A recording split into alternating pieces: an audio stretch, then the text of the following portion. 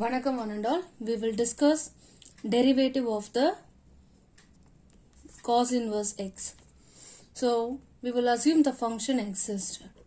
Inverse of trigonometric function. So we will assume the function exists for all x.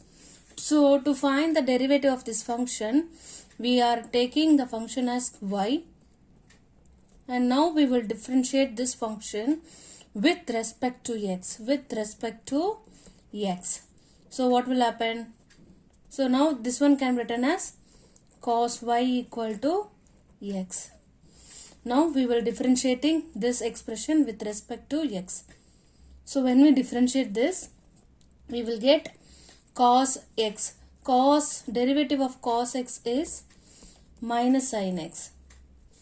Here we have the variable y.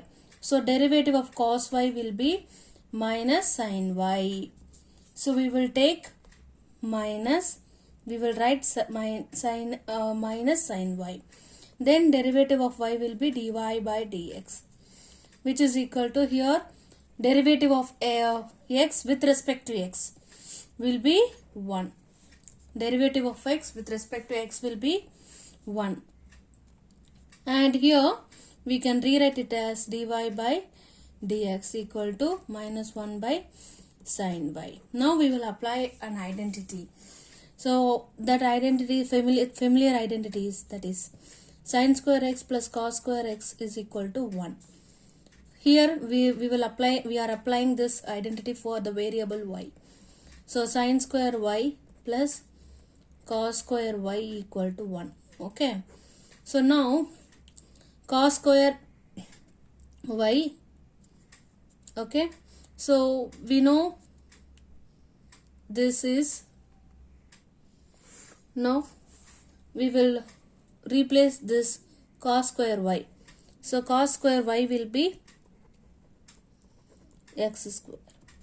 So sin square y plus x square is equal to 1. So 1 minus x square will give us sin square y. Now we need sin y. So sin y will be square root of 1 minus x square. So here we are not considering minus square root of 1 minus x square, because we are discussing everything in the first quadrant. Okay, so pi by 2, within pi by 2.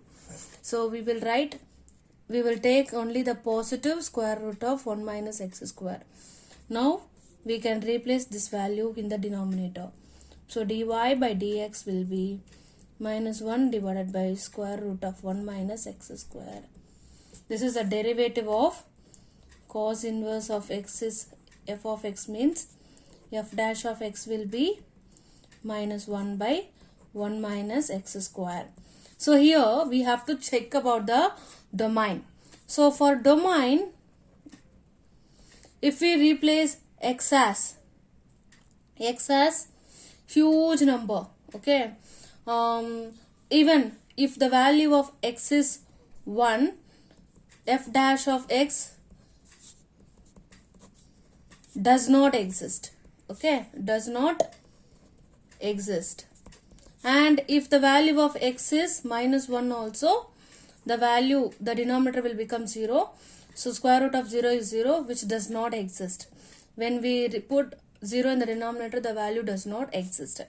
So, but in case of huge numbers, if the numbers exist, value of x exceeds minus 1, okay, in these cases, at the point 0, we will have 1 minus 0. So again we will get 1 in denominator. So the value will exist.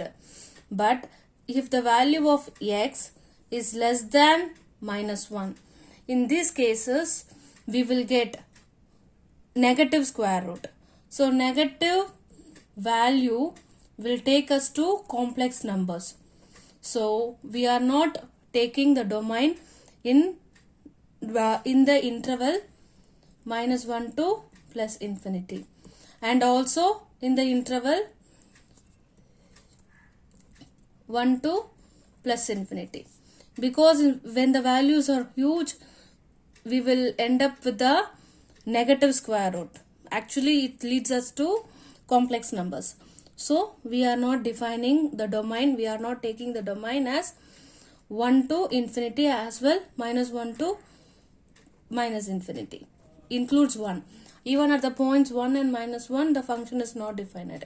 So the domain of the function, domain of f dash of x is open interval of minus 1 to 1. So for all real numbers in the interval, the function exists. So the domain of the derivative is open interval minus 1 to 1.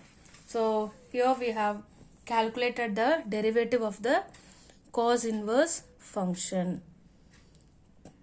Thank you.